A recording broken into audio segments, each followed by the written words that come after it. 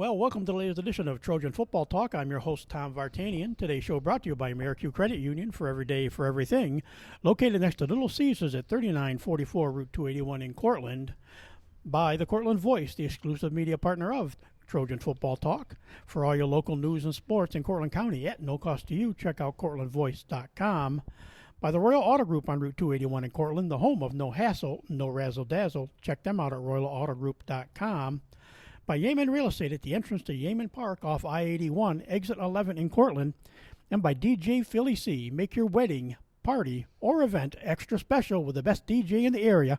Contact DJ Philly C at 607-745-4346.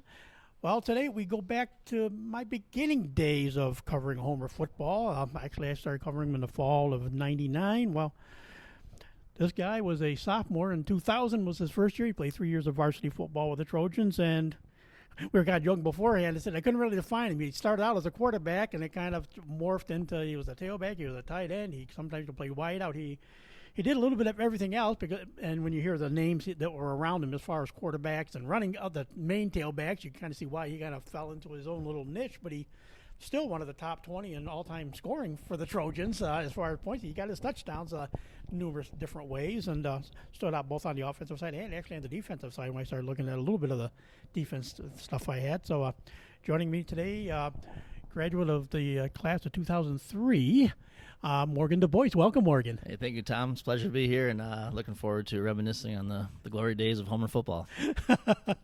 I know, like you said, we joked when we got here, too. It's been a while since you and I have talked. You know, yeah. Like I said, you were back 20 years. So, as we get going, before we start talking about, everything you did with the Trojans as far as that end, what got you interested in football? I know Homer has always had that small fry football program, but what got you interested in wanting to be a football player? Yeah, well, I was, I know some of your previous guests were Cortland guys that maybe transferred over to Homer later on in their careers, but I was born and raised in Homer, and my mom was a Cortland grad. She went to St. Mary's, and my father was a Homer grad, and, they got married and built a house out in the outskirts of Homer, and my brother and I were raised out there, and I think from a young age we were always running around chasing each other, throwing balls at each other, and my father had a pond out there, so we were always skipping rocks and throwing rocks. So I think that aided in my arm strength, coupled with his genetics for sure, because I heard he had a cannon. But yeah, we were always into the t-ball and football and whatever sports that were going on in the local area, we were definitely involved with. So, and who are some of the guys you played when you started in small fry? Who were some of the guys around you that were part of yeah, so career? Small fry football. I remember being at the school, we'd hop in the back of our buddy's father's trucks, and we'd ride over to Griggs Field. We'd throw our shoulder pads and our helmets in the trucks with our book bags, and we'd all pile in and ride over there, which is definitely illegal now. They probably wouldn't allow that, but I remember riding over to Griggs Field, and I was a 49er. I played with Luke Sawilla. Brian Zarnecki was on my team. Logan Mozzie. Brandon Galut's a Cortland kid. We ended up playing against each other as we went on in life, but he was my go-to wide receiver back in the small fry days. But we had a lot of fun playing over at Griggs Field, and I think that's where I definitely found my love for football, and I really enjoyed having the ball in my hands and trying to outrun people on the field for sure. I know as you came up, too, you were, like you said, you were listed as the first year on the varsity roster as a quarterback. So what made you want to, even back then, be a quarterback? Well, I definitely had a strong arm. I could throw the ball pretty far. It maybe wasn't always accurate, but I could throw it pretty far. And I was elusive, so there's times where I could make a play on the run or move out of the pocket. But we weren't throwing as much even at the small fry level. It was you were starting the 46, 45 boom from that age all the way through, because the offense was consistent with what the varsity guys were doing. So yeah, Griggs Field, small fry football, that's where it started, and all the way through. A fond memory I have of small fry football, we were playing the All-Star game or the championship game, and we were invited to Buttsfield. I can't remember which game it was, but we were invited to Buttsfield to play under the lights on a Saturday night, and I remember it was a real rainy day. It rained all night too. The field was slop, so it was hard to move the ball. We were hard to move around, but I remember it was 0-0, and my coach was Randy Austin, who I think was a stat guy later on for the varsity guys. And my father had been diagnosed with cancer a month or two prior, so he was sick and he was given 6 months to live. And I remember I'm in the huddle. We're down near the goal line. It's 0-0 game, and Randy huddled us up and he said, "Listen, boys, Dale's up there watching, and he's going to see his son score tonight. So let's get Morgan in the end zone." And I remember it took 4 goal line carries, and I think on the 4th and goal, I finally slipped, in the mud over the goal line for a touchdown. And I remember I was running off the field, and I looked up at the press box, and I saw my father up there. He was sitting up there, I think, with Killer, who may have been announcing the game. And I could see his silhouette in the press box, and I remember he was smiling down, and that was a fond memory I have of my father kind of watching down on me physically at that point. And he would later pass, 5-6 months later, so he was kind of figuratively looking down on me from that point on. But it's a fond memory I have of Small Fry and playing on the big field, the Butts field, and it was definitely exciting to envision playing there as a bigger kid someday. So that was a memory I always cherish. When you were back there during those days, who were the? I assume you were watching some of the varsity game stuff. Who were some of the guys that you say, "I'd like to be like this guy one day"? Who was your idols? I'm trying to think. I remember going back. I can remember the McAtaya days. Brian Bacon, Joel Forbes was another guy.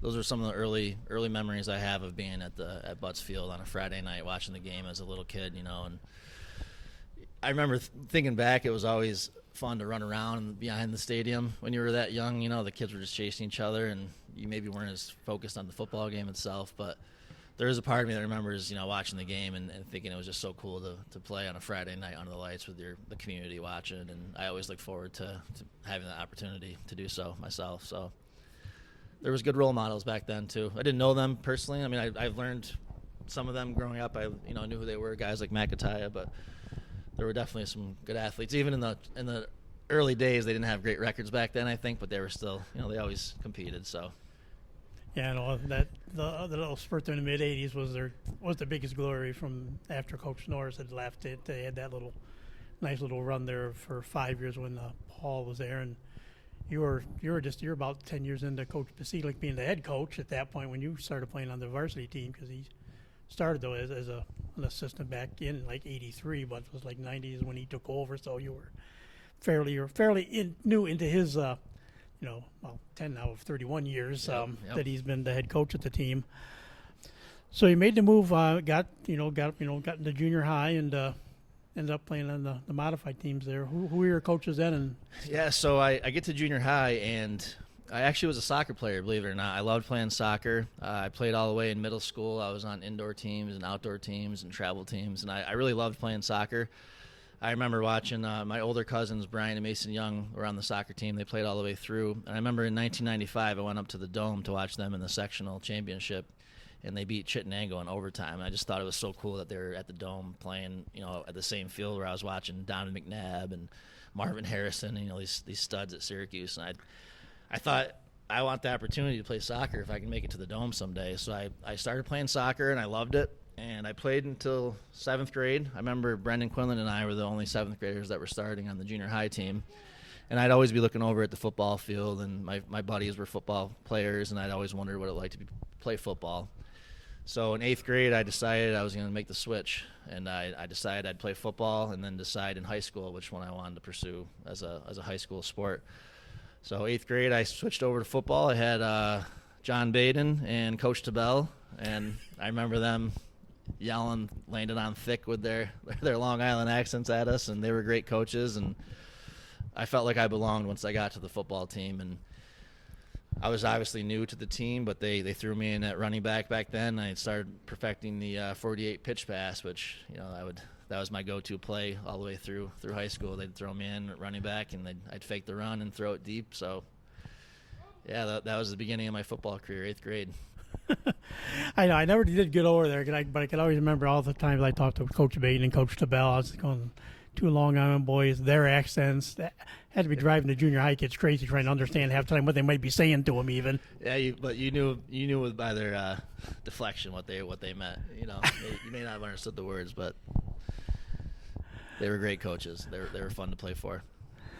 Then as a freshman, you that was just ended up being your freshman year. Was your only year on the JV team. What was the, as that you're making that transition, first from small fry to junior high, Now you're on the JV team. What was that transition like, to JV ball? Yeah, I remember, speed-wise, the game definitely changed a little bit. The kids were hitting puberty, and they're getting a little bigger and faster. And I remember when I got to ninth grade, I was focusing primarily on my defensive abilities because we had great running backs back then. I remember we had Ben Bushaw and Chad Burhans, and they were the 10th graders that earned those positions as a 10th grader. So I was the guy that was kind of playing safety or cornerback. I can't remember what I played, but I know it was defensive.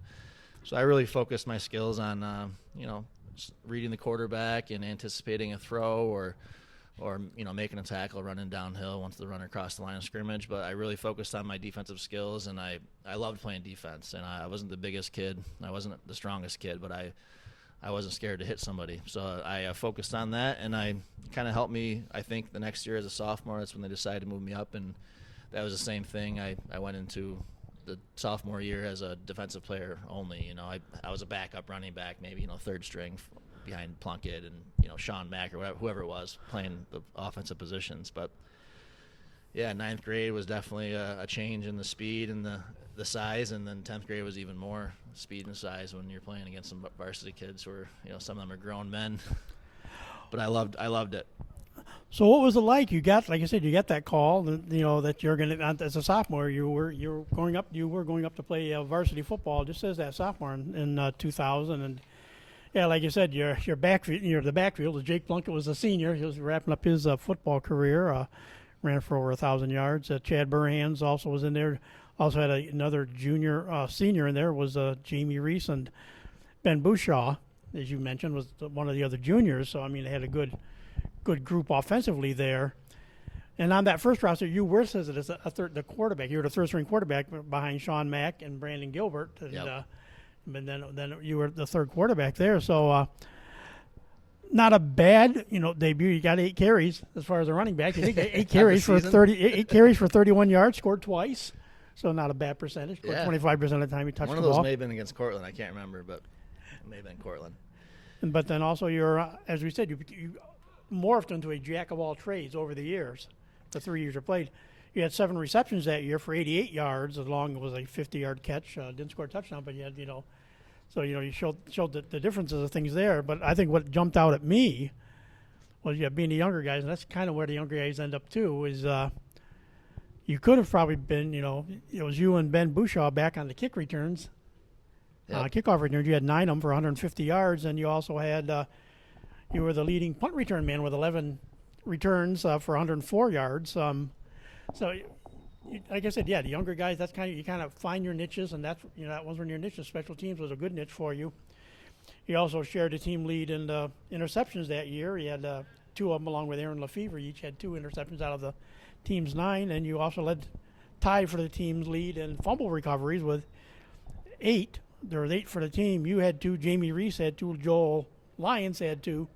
Then you had Matt Sutton and Bear Marshall.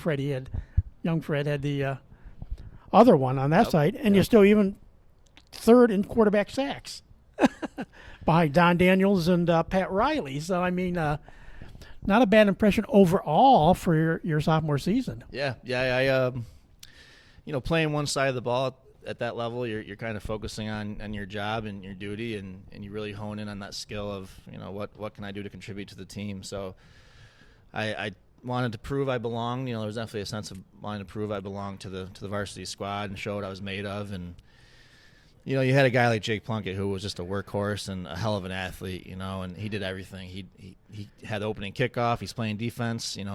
He's next play he's running the ball on offense and he's kicking the extra point.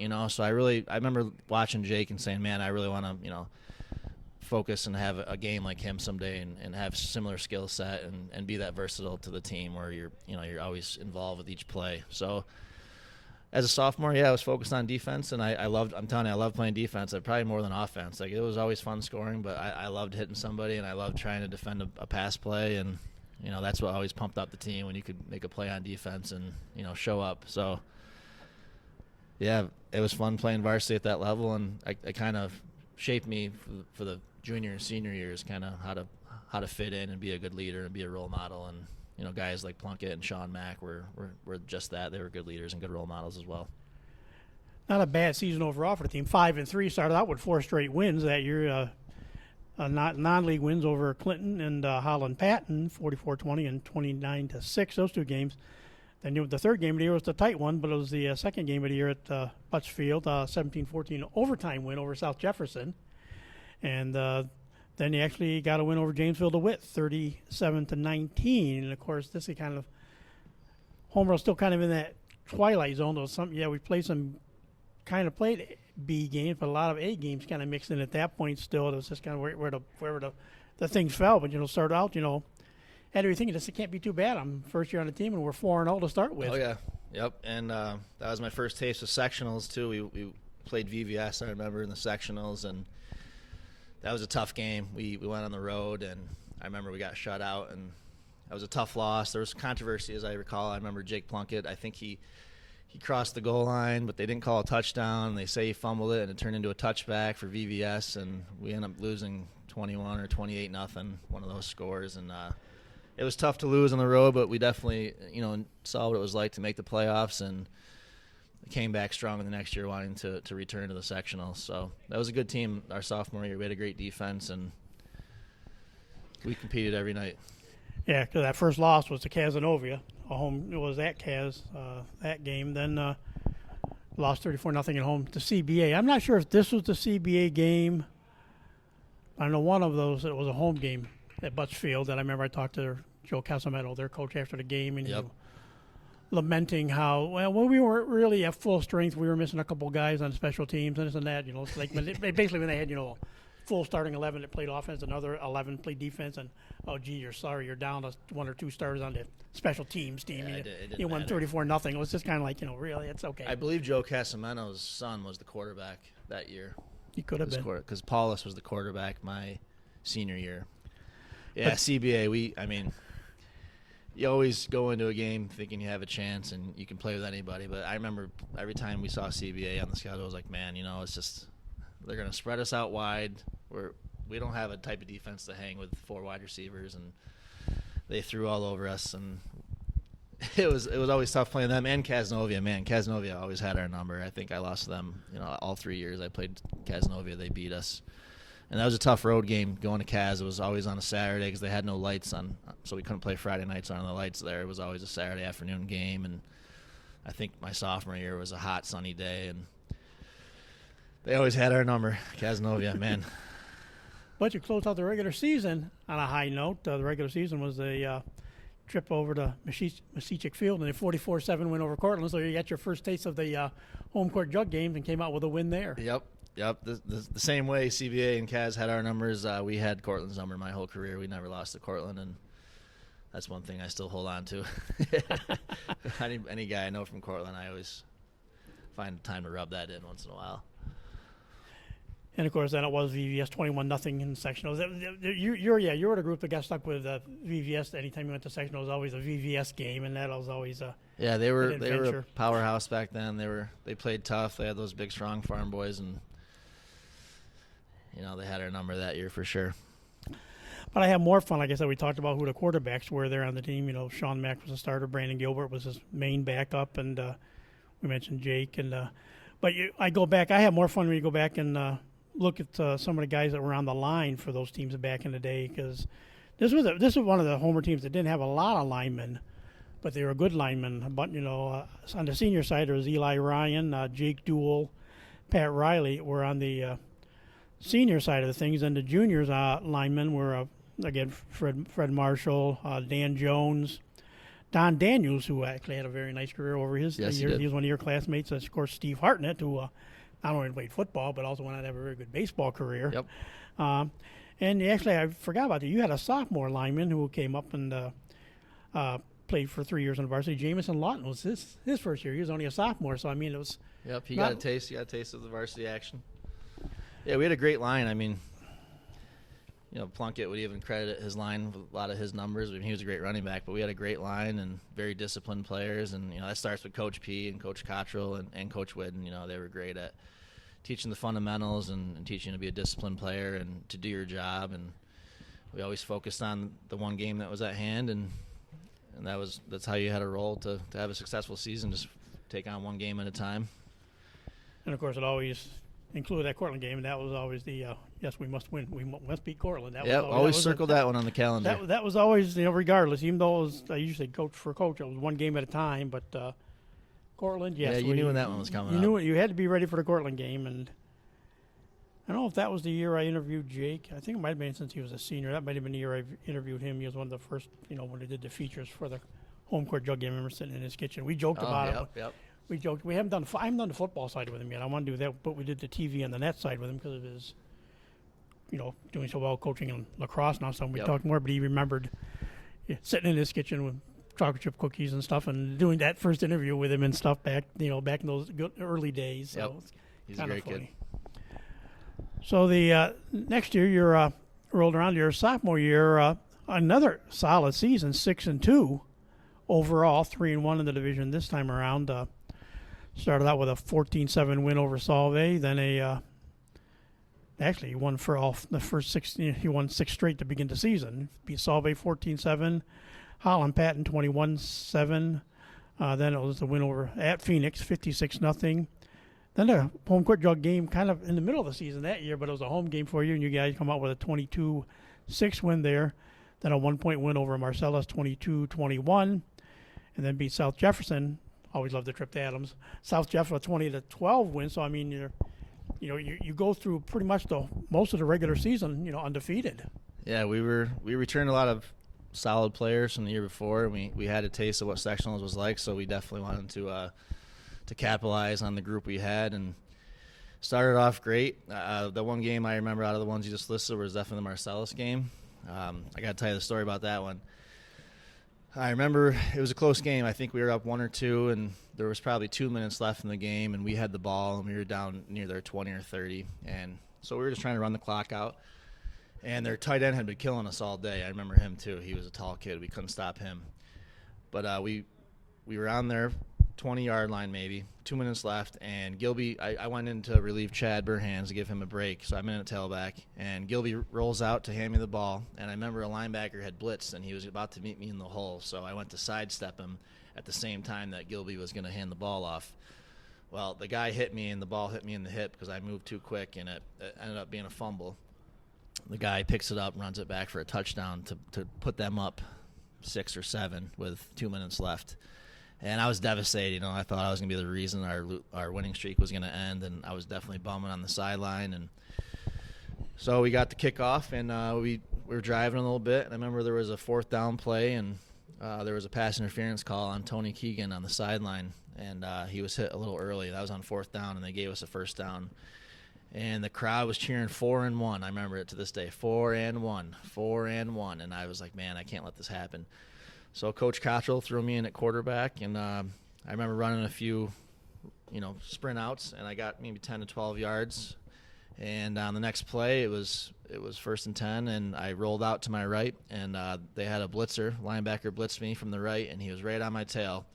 And I was sprinting out to the right, and I remember I saw Russ Social out of the corner of my eye, and I took off on my left foot, jumped pass, turned my body, threw the ball, got hit as I threw it. And I remember seeing the ball float in the air, and the guy pinned me to the ground, and Russ caught the ball for a touchdown. And I'll never forget that feeling of feeling like there was redemption, and so that put us up. No, that tied the game. We were down 1, so I think 1 point would have tied it, and Coach P said we're going for the win. So we called the timeout, and we had a play that was an audible. We had five selections of plays we could have run based on the defensive setup, and Gilby called an option to the right, sprinted out to the right, got hit immediately by the DN, and he flipped it to Chad Burhans, who raced into the corner for a 2-point conversion, and we ended up winning by 1. And that was a great win. That's one of those games that I always remember the feeling of it, and felt like I was the reason for our potential loss, and I came back and helped throw the game-winning touchdown. So that was one I always remember.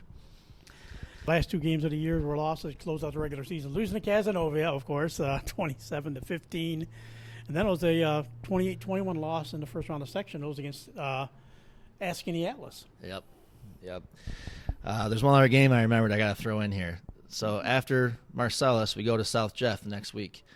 And that was another close game. And I remember I think we were tied up, and I went in at quarterback again, and I remember throwing a pass up, and Jeff Kaltenbach caught it, and he took it to the house. And the next day in the newspaper, it said, DuBois game-winning touchdown saves the day for Trojans. And Jeff was so upset. He's like, man, that was a duck. It goes in the paper. It looks like a perfect pass by you, but you threw a duck. And then the next day, we're going into the film room to watch the game on film. And for some reason, that play never made it on film. It was the only play of the game that never made it. So there's no video record of my duck from that game. But I'm going on the record today and letting the world know that I did throw a duck. It was quacking on the way to Jeff Kaltenbach. He went up and made a great play. He grabbed it between two guys, and he took it to the house. So he'll be happy to hear that I'm finally giving him the credit that he's wanted for 20 years. So you're welcome, Jeff. And again, this year, you played a lot more as far as a tailback. There, you were the backup to, of course, Chad Burhan's just missed 1,000 yards. He ran for 942 yards and 9 touchdowns. You carried the ball 78 times for 466 yards, scored 7 touchdowns, and then behind you, Adam Kohler was another senior who was, a good senior on that group, along with Jason Kennedy, Jason Lawrence, James McGinnis, starting around McGinnis's, was one of your classmates. And down on through there. I mean, let's see, that back when I know they got to, sometimes they were giving other guys the ball once in a while, and I'm not sure. Maybe he wasn't listed as a lineman at this point. No, he was listed as a running back at the time. Pat Odell ended up he carried the ball a couple times in there, but he also did throw 23 passes overall, 7 for 23 on the year, 121 yards, like you said. And you just talked about both touchdown passes. One to Jeff Kaltenbach, and the other one was to, of course, to Rush. And Russ was, of course, the leading receiver that year as the tight end. 8 catches for 213 yards. Yeah, Russ was a great tight end. He was usually my go-to, my check down. If the wide receiver wasn't open, I found Russ. And going back to that Skinny Atlas game, I remember we had such a great year. We're 6. What were we? 6-0, 6-1. 6-1. 6-1. Yeah, we lost to Cazenovia at home. I remember that. We were up at halftime, and that was a tough loss. I remember Jameson Kester was their big quarterback, and they had a great running back that was hard to bring down to. But we go into Skinny Atlas, and I think we were the favorite. We were on the road, but I think we were the favorite. Maybe we weren't, but that was a tough game for us. We were coming off a great regular season, and we wanted to prove that we belonged again. And having lost in the first round the year before, we were pumped. We were motivated, and I remember the running back for Skinny Atlas was Mike Baker, and he probably had 200 yards rushing against us. We just couldn't stop him, and that was a tough loss, losing Skinny Atlas. And again, we were pumped for the next year. We were bringing back good players, and we were hoping to kind of get back there and finally find a win in the sectionals for Homer football, because it had been a while. And that's when they bumped us up to Class A. Excuse me. We were seniors now, and I was coming off 2 years of 5-3 and 6-2 records, and that's kind of like the baseline. When you're a Homer football guy, you're expecting to have a winning year, and they got us moved up to Class A football, and suddenly we're playing Fulton and ESM and CBA. So you gotta take what they give you, and nothing you could do about it. But it was definitely tough making that transition to Class A football as a senior. And kind of put a cap on what the other things, like you were a little bit different. You scored 9 touchdowns on the year. You actually led the team in scoring with 69 points that season, even though you only scored 7 touchdowns on the ground. There's one I do want to ask you about. Your one touchdown was a pass reception. You had 4 catches for 24 yards on a touchdown reception there. You were the punter. You were playing Jake Plunkett. You were the punter. Had averaged almost 37 yards a punt for that season. Led the team in kickoff returns with 8 of them for 163 yards along a 33. And you're the leading punt return man with 12 punt returns for 234 yards. The long was 72 yards. Was that the touchdown? Yes, it was. Do you remember that play? I do. I remember. I don't know who we were playing, and I know we were home because I remember I remember seeing Cottrell on the home sideline after it happened, and he was high-fiving me. I don't remember the details. I just remember running down the right sideline, and that was my only special team score of my career, because I was always involved in special teams, even as a sophomore, but that was the only time I ever took it to the house. So I do remember that one. A lot of my points came from actually extra points. That's what a lot of my points, field goals and extra points, which is similar to what punt is doing. You had 9 PATs, and you had 2 field goals that year. Yep. I loved kicking. You know, that was kind of my soccer days were kind of coming around there to help me out to keep my head down and put a foot on the ball. And I always enjoyed kicking. It was a fun aspect of the game. One thing I always remember in those early years of covering Homer, yeah, you always knew about the running touchdowns. You always knew about the passing touchdown, but there was always where's that special teams touchdown or a defensive touchdown can come. This year you guys had 2. You had the one on the punt return, and actually Chad Burhans had a kickoff return for a touchdown that season. I remember that one too. I mean, he and I were always back there, so it was one of us that was going to catch it and make a play. So it was tough to score in special teams. You know, a lot of things had to go right, and you know, the kick may not travel as far, so kids are on you a little quicker. So whenever you can take a special teams score to the house, that's always, you know, Coach P would always preach the third aspect of the game that may go unnoticed, but it's the most important, you know, a special team. So yeah, anytime you can do that, you relish in that. And it's ironic that this year, like I said, the offensive numbers went up, you know, at least as far as the quarterback and the running back, and so we said the other stuff went apart. The defenders, that's funny. The team only had 4 interceptions on the whole year. You had one of those. Chad had one. Brandon Gilbert had one. And Jason Lawrence. And again, just 12 quarterback sacks. You're in on part of a sack. You get one of those half sacks in there. That's it, half sack? You got a half sack for the year. They didn't blitz me enough. Wow, that depends if you go by what, you know, 2 guys make a tackle. Stu always said, well, this guy made the tackle. And it's always, you know, Stu had a little different scoring system than I all remember of us. My blitz package was lightning. Thunder or lightning, I was one of those 2. And I remember whenever it got called, I was pumped. I would try to hide it because once you come up to the line, they know the safety's coming. So thunder or lightning was my blitz play. I only got it maybe once every couple of games, so I had to take advantage of it. And this little guy, I am going to ask you about this at the end, a little bit when we get closer to the end, but I don't remember him playing, but that your junior year, he had a quarterback sack. Brian Zarnecki did have a quarterback sack that year. My mind never really connected, you know, watching him play other than, you know, even though he was going through everything he was going through over his career. You know, he's actually a stat, so he was in a game, and unfortunately, I just don't remember it. I don't remember him playing in a game either. It must have been early on. Maybe it was like the first game against Salve or Clinton, one of those home games early on. But yeah, Zarnecki was a great kid.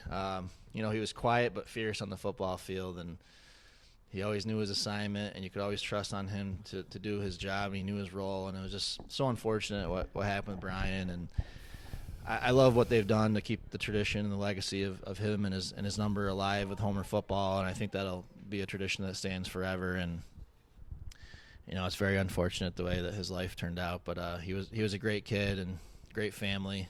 You know, it was just unfortunate for sure.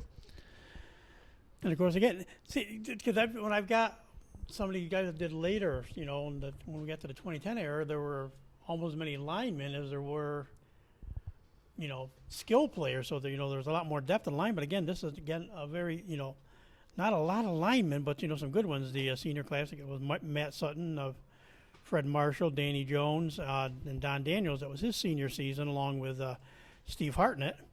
And then on the junior side, classmates of you, we had Brandon Hawks was a JV lineman, along with Jason Stone, Chris Green, and then again, he was only a sophomore, but he was on the varsity, Brian Zarnecki. Yep.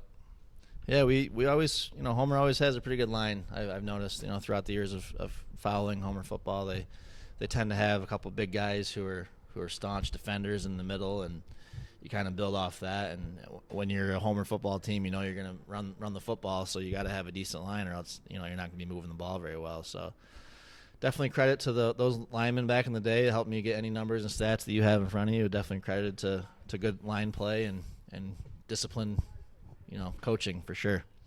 And of course, I forgot when I went to junior class, I forgot to mention Jamison Lawton. Of course, in his second year of varsity play, also the line, and then of course the tight end. You know, 6'3", 177 wasn't a bad lineman because he was a tight end, but he had to block. You know, the tight ends do a lot of the blocking, and you know, obviously Rush Oshel. Yep, good blocker too. He was a smart player. He was definitely a great tight end for us.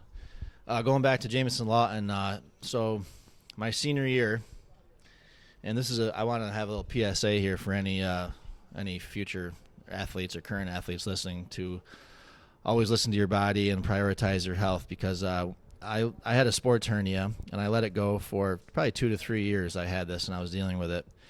And I didn't tell anybody. I didn't even know what it was. And it kind of progressed and got worse and worse. And what happened was that my stomach lining kind of broke, and the intestines kind of moved their way down. And I'll spare you the rest of the details, but for a while I thought there was a chance I had testicular cancer, and I didn't do anything about it. And finally, my senior year, we're doing fireman carries or piggyback rides, and I had Jameson Lawton on my back, and I remember the pain was unbearable, and I had to throw him off. And I said, Coach, I don't feel right. I gotta get checked out. So I ended up going to the doctor. I had a hernia, and I had to have it stitched up. So I was out, and cost me first 2 games of the year. I remember, and I was a senior captain, and I was bummed to have to sit on the sidelines and watch the team. My first 2 games of the year is my senior year, and I was watching us lose to Fulton and ESM, I believe. And so, always listen to your body, because I did not do that. And thankfully, it only cost me 2 games. It could have cost me my life if it was something worse. So that was tough for me my senior year to miss some games. But I remember coming back against JD at home, and that was my first game back as a senior captain, and it was a homecoming game. And I also remember that I was asked by my teachers to be on the home court, to go walk out at halftime on the track, and they nominate you. So I thought that was a nice honor. So I said yes. And at the time, we were in a close game at halftime, and I remember thinking, man, why did I say yes to this? I'm out here. My teammates are in the locker room. I should be in there, pumping them up and getting us ready to come out here in the second half and get our first win of the year. And I was out here on this track with, took my shoulder pads off, and I ended up actually winning Mr. Homer, which wasn't my priority. I wanted to go back out on the football field. I couldn't put my shoulder pads on quick enough, So I remember that JD game. Oh man, that was a tough loss for us. We fought back in the second half. I remember I had something to prove, since I wasn't there during halftime. I was on the track. I felt like I had something to prove. So I remember busting a couple of long runs, maybe one long run, and ended up scoring on the next play or 2 plays. But we were up with a few minutes left, and I was so gassed because it was my first game back, and I didn't really have my legs under me yet. I wasn't up to speed with conditioning for that hot weather in October. So we ended up kicking it off, and the JD guy, I believe he returned it to our 30 or 40 yard line. So they were set up to go in for the winning score. And I remember Kevin Schellinger, who ended up playing on the Empire State games with baseball, he was a teammate of mine then, but he went in and finally scored with little time left. And I was just so mad that they thrusted our comeback win. And I remember Ryan Sanborn. He was one of 2 twins they had at running back, and they went for 2, and I was so mad. I met him in the hole, and we hit helmet to helmet, and he ended up having a concussion, and he left on an ambulance. I think he had a CAT scan. I felt bad that I injured him, but I was just so mad that we gave up the lead, and that was a tough loss for us. Yeah, the 2 games you sat out, it was a 26-6 loss, and this was A football. It was at ESM, opened the season at a 50-22 loss, the home opener against Fulton. Then the next 3 games, any one of these could have been a win, but of course, unfortunately, the way this season went, a 3-6 season overall, 19-14, the loss there to JD. Then a double overtime loss, 38-32 at Chittenango. Yep, that's another game I always remember. That was a rainy night. I don't know if you were there or not, but it was a rainy night, and it was soaked, and the field was mud, and thankfully I had some cleats that Larry Brady had sent me from New Balance. There's a plug for Larry. But he had sent me some cleats that had some screw ends, and I remember it gave me great traction on that mud field. And there's a few plays I think back on in that game that I wish I had back, because I definitely had a chance to win it for us in overtime. And I remember I tried to stand a defensive player up at the goal line. I should have went low and just dove in with the football, but when it's wet, you're trying to hang on to the football. And I remember trying to just lower my body and push my way in, and I didn't reach the goal line. At least the refs didn't say I did. That was a tough loss for sure, because again, we're coming off 5-3, 6-2 season, and we know it's going to be competitive A-ball, but we wanted to at least get some wins under our belt, and we came up short a few weeks in a row there. So, and of course, after the double overtime loss, it's a turnaround to play. Travel up to the old Fowler Field, the new field. I went up and got to see the turf this year, but their new stadium with the turf. It runs the opposite. It runs perpendicular to what the old field used to be. Yep.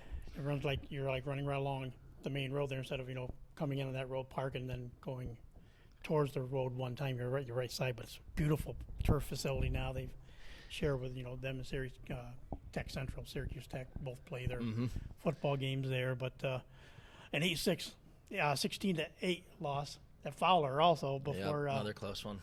So those are the. I remember that game. I think we had to leave early because we had to get up there to play 4 or 5 because they didn't like when it got dark up there. Yeah, no, we played on it dark up the Fowler. area. Yeah, so they had to get the game in during daylight up there. I remember that. But close out the season, ironically, like you say, hadn't got a win yet, but kind of things, at least cosmetically, are good because you close out the regular season with a 35-20 win over Cortland at home. Oh yeah, yep. Or at Cortland. That's the one we always circle the Cortland game on the calendar, and I remember we prepared for that one, and that made our season. We knew we weren't going to be going to sectionals, and we weren't going to finish over 500, but if we could beat Cortland, then the season was made. So I remember we practiced our 2-minute-0, and we didn't show up at the field when we normally do. We got right off the bus and went right off the field and started to play that way. And we probably should have been doing that the whole year, but it gave us a new feel, and we came right out of the gates and we ran our 2-minute-0, and I remember Will Rumsey was calling plays based on the defensive alignment, and he did a great job of picking the plays, and I think we scored on our opening drive. So that was one I always remember as well because it made my year, and I hadn't lost to Cortland yet, and I wasn't going to let that be the time to lose to Cortland. So that's the game a lot of people pointed to. That's the first time that the opening series you weren't scripted. It was all Will making the calls at the line. All audibles. I mean, we didn't have a deep package of plays. It was kind of a run play, pass play, option, maybe a pitch. It wasn't a ton of options, but you still had to read where the linebackers were, or if, you read a blitz, you'd call a pass play. But yeah, Will did a great job. When I was out as a senior, the first couple of games, that kind of gave an opportunity for Will to step up, and same with Luke Sawilla. I mean, he came in, he was a workhorse, and those guys took the ball and ran with it, and they did a great job. And at some point, you realize that maybe the season wasn't lost. We're still going to play it out, but we're definitely going to focus in on those juniors to kind of get them ready for the following year. So I think Will and Luke definitely took advantage of capitalizing on their opportunity, and they're great players. I'm still friends with both those guys today, and they're great kids. And that was a great class. That whole class of juniors that year were great kids. And you did. This is when at least you had the crossover game, and then if you wanted to play a ninth game, you could play a ninth game, and you guys did. And that's actually, you got back-to-back home games against Mexico and Phoenix, and won those handily, 44-14 over Mexico, then 35-0 over Phoenix to close out the season. That's how our Class B season would have went if we didn't make the jump. I remember they were starting the construction on Butts Field, or no, maybe it was they were adding the addition to the high school, so we couldn't play at Butts Field, and they gave us the opportunity to actually play at the college. So it was great to play under the lights at the college. It was a beautiful facility, it still is, and I remember being on the turf thinking, man, what a difference it is to play on turf compared to regular grass, and we definitely came out kind of motivated to finish the season strong and get those juniors ready for the next year. And I remember those games where it felt like everyone was involved, especially because we were winning and we could get all the seniors and some guys maybe that didn't get to play as much were able to get in there and make contributions to the team. So I remember that as a good way to go out. Luke, of course, the leading rusher that year, Sawilla, with 927 yards, scored 8 touchdowns, and even missing 2 games, you got 50 carries, had 483 yards. You were number 2 with 6 touchdowns, and you were also number 2, tied for number 2 as far as receptions with 13. You had 182 yards there as well. So you were a part of that offense. Derek Davies, of course, also was a junior. He got to carry. He had 39 carries. A lot of times when you were out, he had 215 yards on. And yeah, a lot of those came from the CBA game. I remember we came out, and I believe the first drive, Derek Davis took one to the house right up the middle on like a fullback trap, and we were up 7-0 on CBA. We thought, oh my God, this could this could be the night. And then they proceeded to score the next 62 points, and we lost 62-7, I believe, against CBA. And then also, of course, Will Rumsey, debut quarterback, 46 for 100 passing. So something you were always hoping for, to throw the ball more when you could play quarterback. Well, this year they did throw the ball more as a quarterback, but he threw for 548 yards, had 3 touchdown passes. 2 of the 3 went to Russ Oshel. Oshel wrapping up his senior year with 15 catches, 218 yards. The third one went to Brian Hart, who was another great guy. He was out there at the wideout position, and he was always wide open on my 48 pitch pass. So I loved that play. They'd pitch it to me, and he'd be open. I think actually it was at Cortland, I believe. We threw into Hart for a score against Cortland. Well, Will had 3 touchdown passes, and like I said, you threw 20 passes. You still even threw 20 passes, 8 for 20 for 175 yards, and you had 3 touchdown passes. So Osho had 2 on the year. Derek Davis had 1, and Brian Hart actually had 3 touchdown catches that year. Yep. Yeah, we tried to mix it up. You're going to have your run game as a homer team. Coaches know you're going to run against them, so we tried to open up a little bit, and you kind of had to playing against those bigger schools. You couldn't run the whole time and always win. So I'm sure there was also some games maybe we were down and tried some new plays or tried to throw a ball a little more than we were used to. But, of course, again, you led the team in scoring. Thanks. You kicked 14 extra points that year and, again, kicked 2 field goals, so you led the team in scoring. Even though Luke had 8 touchdowns, you had 6. But, again, 14 extra points that year. Yep. I loved kicking. Scoring. And the 2 field goals, you had 56 points for the year. Again, you're 19 punts.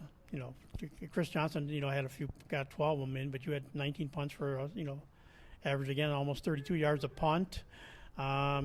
You shared kickoff returns pretty much that year. They didn't want to kick you. They kicked it, and Luke took it. Luke had 12 returns for 280 yards, and you had 11 kickoff returns for 227. So it was not just which one do we take a chance with? Do we take it to the junior, or do we try to go back to the senior who we've seen do kick returns? Yeah, that was just I think the kicker would just try to kick it as far as they could and see what happened. And, of course, you also led the team in punt returns still, even, like I say, missing some time. 14 returns for another 208 yards, averaged almost 15 yards a punt return that year, too. So, it's not a bad kick.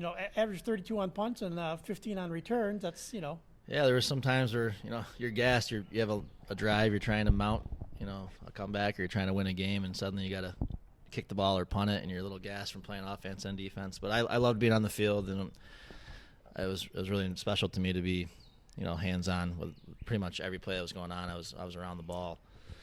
One thing I want to throw in is I remember our senior year, after we beat Cortland, I remember we all signed a game ball, and we brought it over to Brian Zarnecki's house. And I always remember that moment. It was pretty special. He unfortunately was, he was bedridden. He was kind of sick. I think he was maybe going through chemo treatment. And I remember handing him a game ball that we all signed, and it was kind of bittersweet to see him like that. But it was just special to have that moment with him. And I remember I came back from college in 2004, and I remember watching him walk across the stage for his high school graduation, and I remember everyone clapping and cheering for him. And he ended up passing away a month later, and I wept at his calling hours. I got to his father, and I just wept in his father's arms as I gave him a hug. And I had dealt with the loss of someone from cancer as a child, losing my father, but it was tough to see a young kid pass away from cancer. So yeah, you don't expect an 18-year-old or 17, 18, 19-year-old, to be doing the same thing. Just wanted to add that in because that's something I remember, and that was a special thing that happened with him.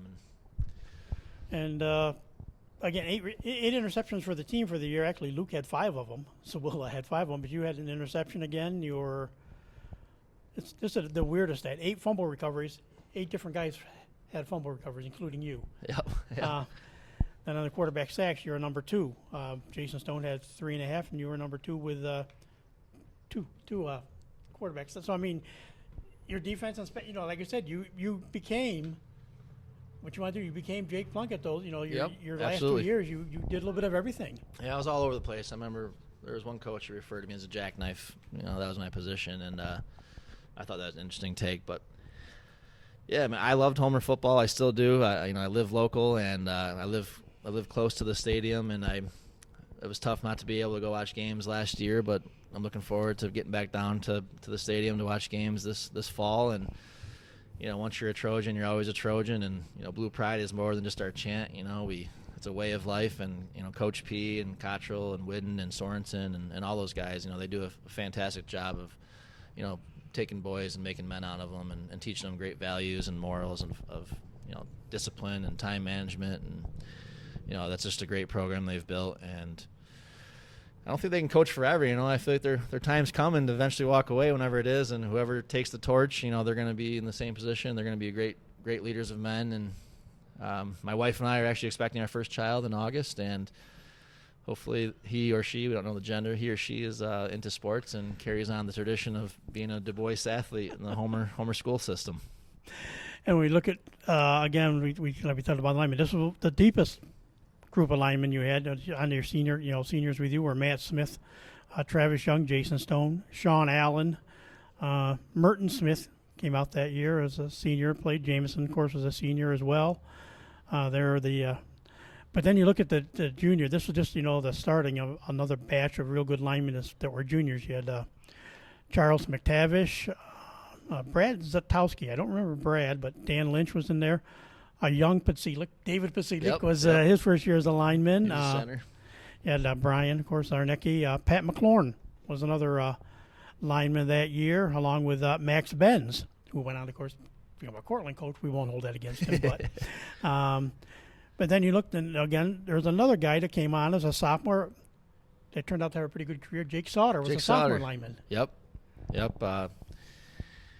Again, Coach Whidden does a great job with the linemen. He's still doing it, and I know he dedicates his time. And you got to have guys like that if you want to maintain a tradition. And they've built the program.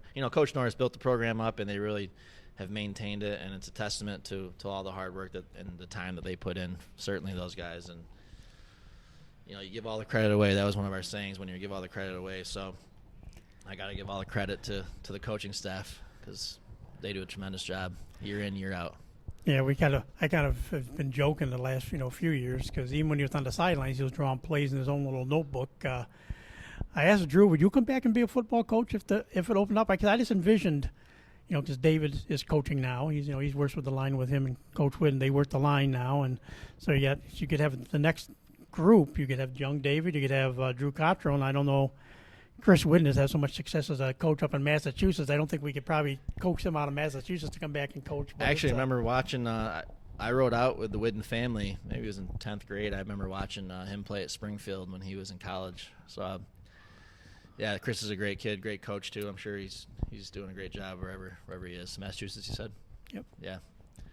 That'd be cool to have the younger generation, the next coaches. The next generation takes over, but Drew said, he might not do. Ironically, like I said, he concussions did him in as far as lacrosse, but he's got a he's a coach in lacrosse now, and he's actually assistant coach for Jake Plunkett. Very nice.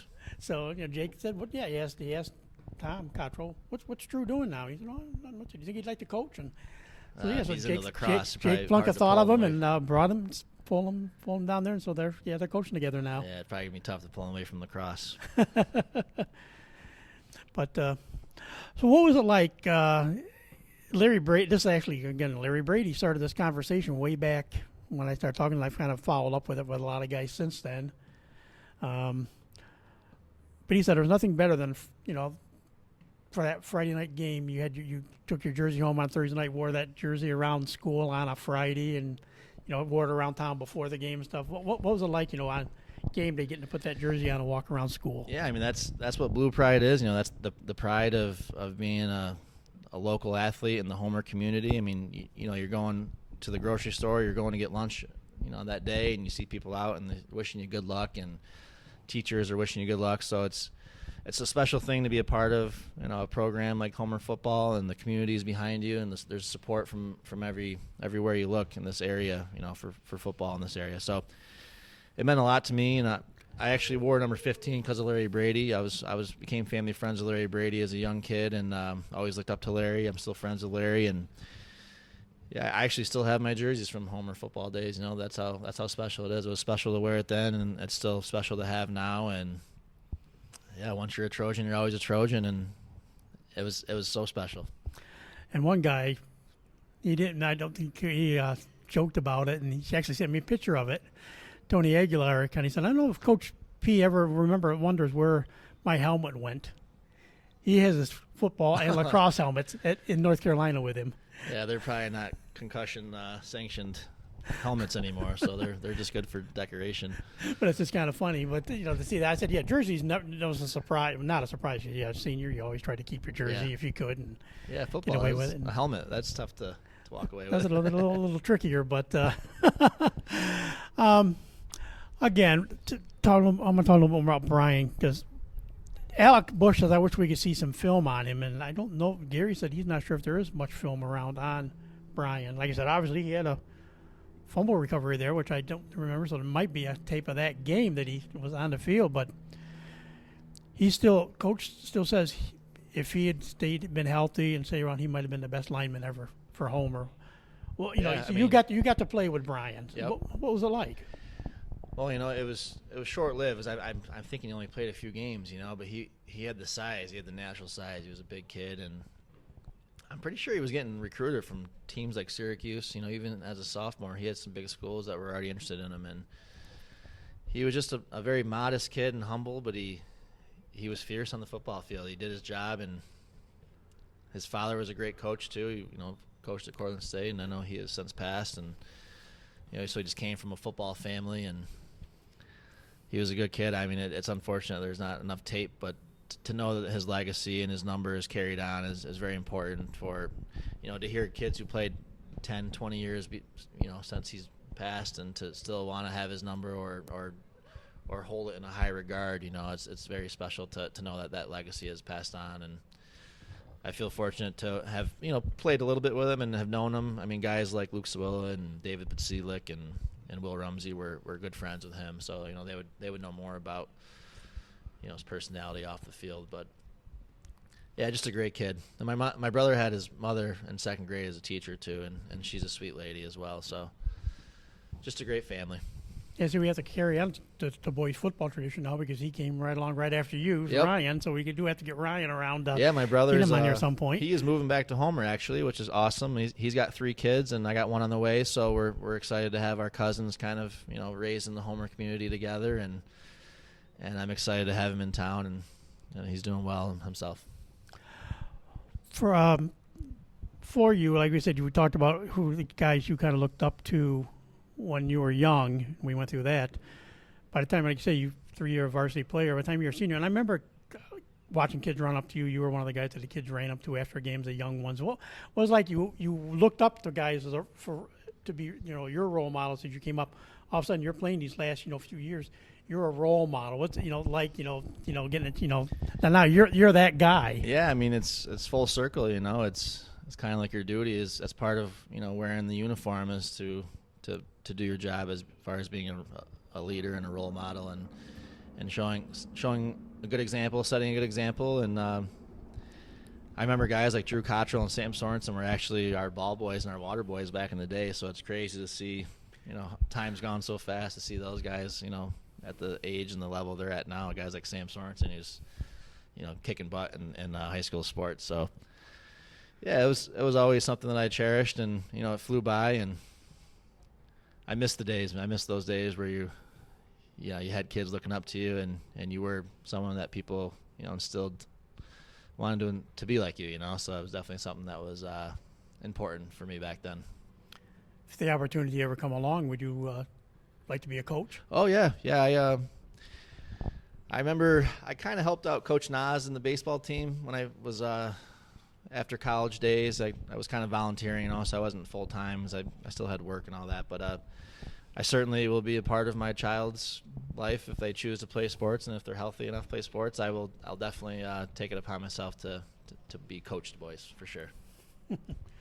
Last thing, any other just lasting memories of the Homer community that like you're still here, so it's a little bit different. It's not like you moved away and everything, but just just things you remember growing up in the community and the way they supported the football team. Well, I think it's awesome what you're doing. I think you're keeping the memory alive of some of us older guys now, and this is kind of the sign of the times, doing podcasts. And I think it's great that you're reaching out to both former and current players and having them talk about the days of playing Homer football, and even listening to young kids who you've had on here. The same values have been passed on since I was playing, and that are still going on. And it's more than just football. Obviously the football matters, and that's what binds us, the football days. But it's also transferring all the stuff you learned in those days to becoming young men who are members of society and members of the community, and that's just as important, if you ask me. And that's also credited back to the coaches and even the teachers in the Homer community. It's just a great place to live. I'm proud to still call this my home, and my wife was a daughter of Coach Darrow, who was a Cortland football coach, and I convinced her to move to Homer, and she compromised, and we live on Cortland Street in Homer, so that was our compromise. So we're excited to raise a family here. It's a great community, and we look forward to going down to watch football games under the lights. So you and Mike DeSenza convert the Cortland girls into yes, Homer yep. people. Yep, Mike's another guy I remember watching as a young kid, and I still see Mike, and I see we hang out with them from time to time, him and Laura. So it's a great community. I love it here. I love walking down the sidewalk, and you're always going to pass somebody you know, and you feel comfortable and safe, and it's just a great area. Football has always been great, and living here is just as great. Well, Morgan, I want to thank you for taking time to talk to us today. Yeah, I appreciate it, Tom. It's been a pleasure. And that'll do it for this edition of Trojan Football Talk. Today's show brought to you by AmeriQ Credit Union, for every day, for everything. Located next to Little Caesars at 3944 Route 281 in Cortland. By the Cortland Voice, the exclusive media partner of Trojan Football Talk. For all your local news and sports in Cortland County at no cost to you, check out CortlandVoice.com. By the Royal Auto Group on Route 281 in Cortland, the home of no hassle, no razzle-dazzle. Check them out at RoyalAutoGroup.com. By Yeaman Real Estate at the entrance to Yeaman Park off I-81 exit 11 in Cortland. And by DJ Philly C. Make your wedding, party, or event extra special with the best DJ in the area. Contact DJ Philly C at 607-745-4346. So for my guest, Morgan DuBois, and yours truly, Tom Vartanian, thanks for listening, and we'll talk to you again soon.